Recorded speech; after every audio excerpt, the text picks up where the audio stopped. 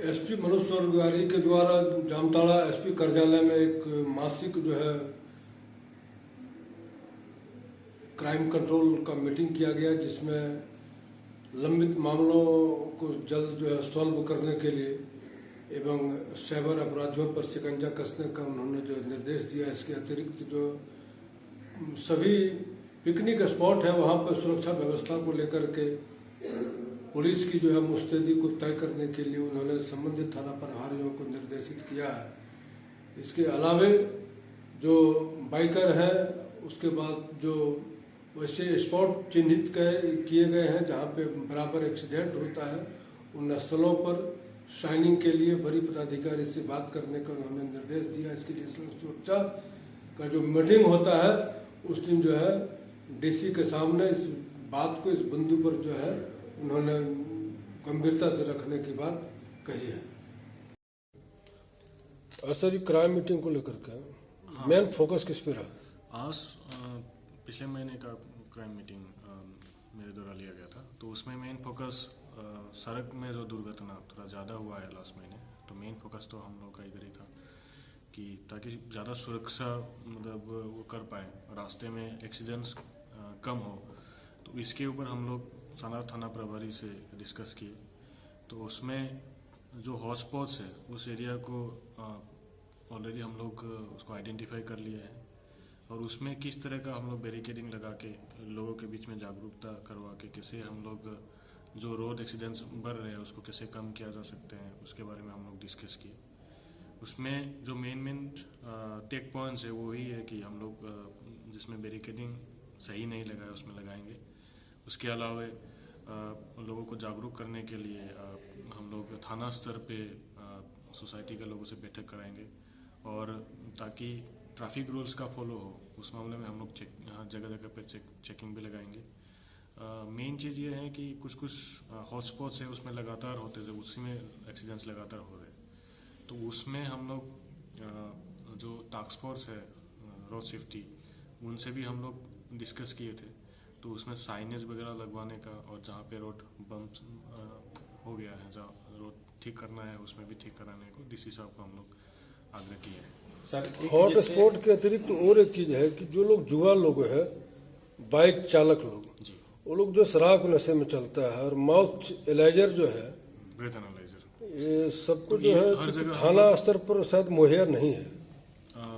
अभी हम लोग का नया ब्रेथ एनालाइजर वगैरह होगा, उसमें हालांकि कुछ खराबी भी है, लेकिन जो सही है उसको हम लोग अभी हम लोग करेंगे उसमें कार्रवाई।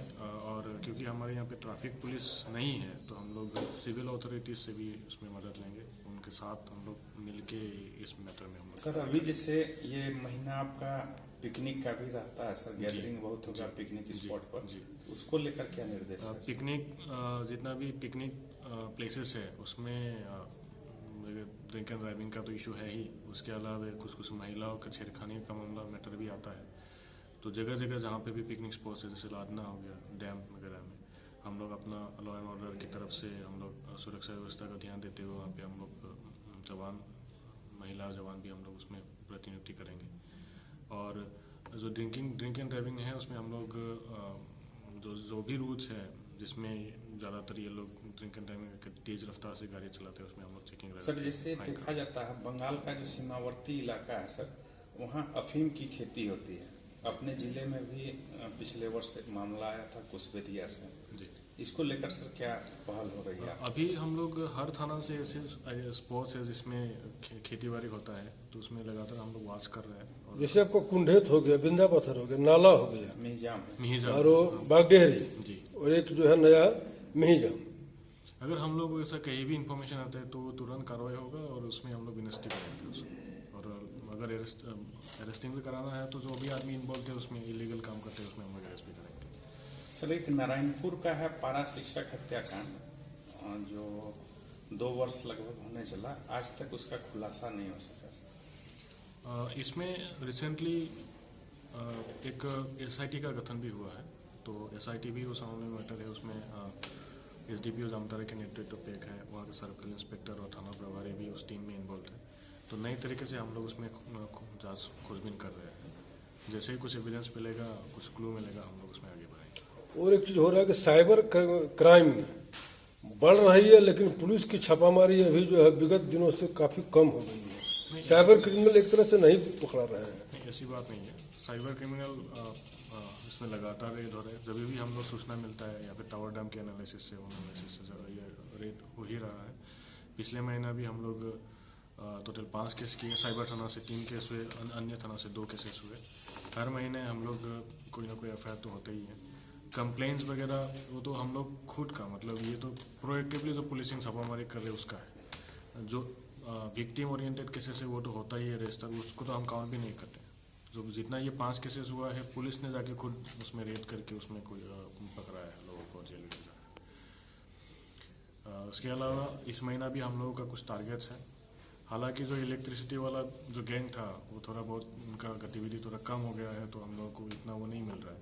और कोई भी इन्फॉर्मेशन कहीं से भी हम लोगों को मिला, हम लोगों को उसमें तुरंत रेड करेंगे। लेकिन कर्मठाड़ की जो घटना हुई थी उसमें जो एक आदमी का जो कैजुअलिटी हुआ था, उसमें जो भी आरोप प्रत्यारोप हुआ जी, उसके बाद जो है लग रहा है कि कहीं न कहीं जो है साइबर पुलिस जो है बैकफुट पर है, और इससे जो है साइबर क्रिमिनल का मनोबल एक तरह से बढ़ रहा है। नहीं, ऐसी बात नहीं है। हम लोग लगातार रेड करेंगे। हालांकि वो तो एक हादसा था, उसमें साइबर थाना से कोई उसका मतलब कोई वो नहीं मिला है, संलिप्तता नहीं मिला है कि उसकी हत्या पे। उसका पोस्टमार्टम रिपोर्ट भी आ गया है, जिसमें ये पूरी तरीके से आया है कि उसका हार्ट अटैक से हुआ है। तो उसमें ये वाला इंसिडेंट हम लोगों का जो रेड है उस पर कोई असर नहीं करेगा। छापामारी लगातार जारी रहेगी। छापामारी लगातार